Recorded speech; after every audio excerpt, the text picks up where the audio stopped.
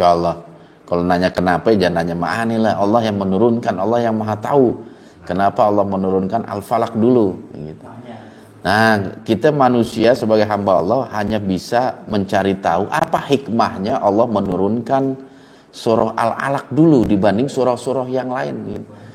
Iya, hikmahnya yang kita bisa kita ambil pelajaran terbaik apa gitu. Dan ini luar biasa itu. Kenapa kok Allah mendahulukan menurunkan surah Al-Alaq? Al-Alaq itu sebagai jati diri Allah dan juga jati diri manusia. Iya. Masya Allah, kapan-kapan kita coba untuk mentadaburi surah Al-Alaq itu. Karena ini bukan bagian tafsir, maka tidak bisa saya jelaskan panjang tentang makna daripada surah Al-Alaq. Cuman dari artinya pun kita telah paham. Di situ Allah mengenalkan jati dirinya sebagai Rabb, sebagai pencipta, termasuk manusia yang memang Allah ciptakan dari segumpal darah. Iya.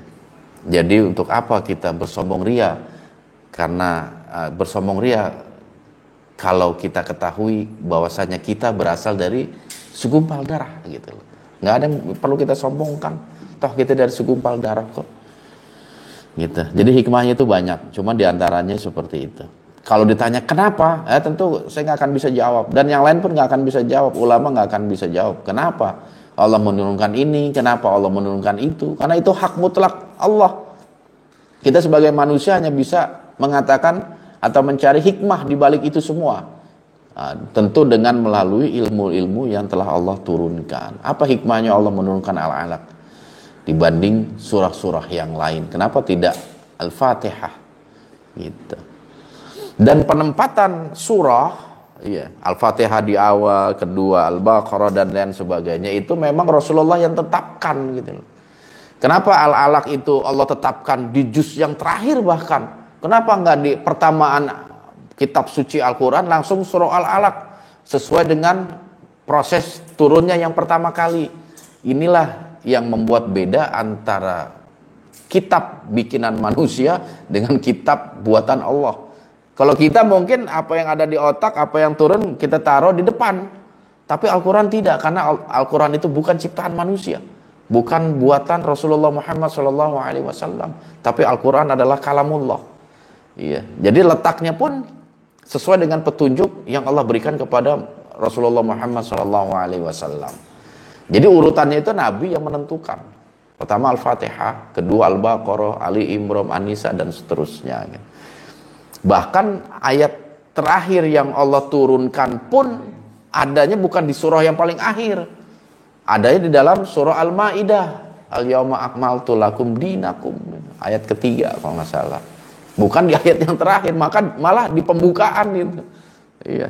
Begitulah Al-Quran sebagai wahyu yang Allah berikan kepada kita sebagai hambanya, yang memang betul-betul Al-Quran merupakan kalamullah, merupakan firman Allah, bukan buatan Nabi Muhammad SAW. Iya, dan inilah yang menjadi sering dijadikan sebagai bantahan bahwasanya Al-Quran itu Nabi Muhammad yang catat, Nabi Muhammad yang bikin. Mau bikin gimana? Nabi sendiri nggak bisa baca dan nggak bisa tulis. Dan di situ hikmahnya. Allah Subhanahu wa Ta'ala mengutus Rasulullah sebagai nabi dan rasul yang nggak bisa baca dan nggak bisa nulis. Iya, nggak bisa baca dan tidak bisa nulis. Karena apa? Untuk mematahkan orang-orang yang mengatakan bahwasanya Al-Quran ini buatan Nabi Muhammad SAW. Itu dibantah. Nabi nggak bisa baca dan Nabi nggak bisa nulis. Berarti kan Al-Quran memang wahyu yang Allah berikan kepada Rasulullah SAW. Dan ini menutup segala pintu celah bagi musuh-musuh Islam dalam menyerang agama kita, agama Islam. Gitu. Bahkan Allah pun sempat menantang siapapun yang tidak meyakini Al-Quran ini sebagai kalamullah, silakan untuk bikin Al-Quran sesuatu yang mirip dengan Al-Quran, silakan. Itu tantangan itu.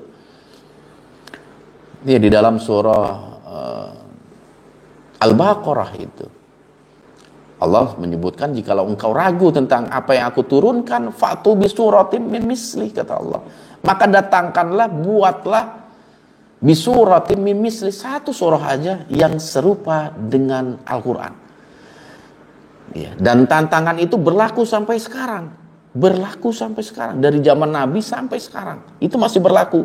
Siapa yang mampu membuat yang semisal dengan Al-Quran, silahkan. Ya, silahkan.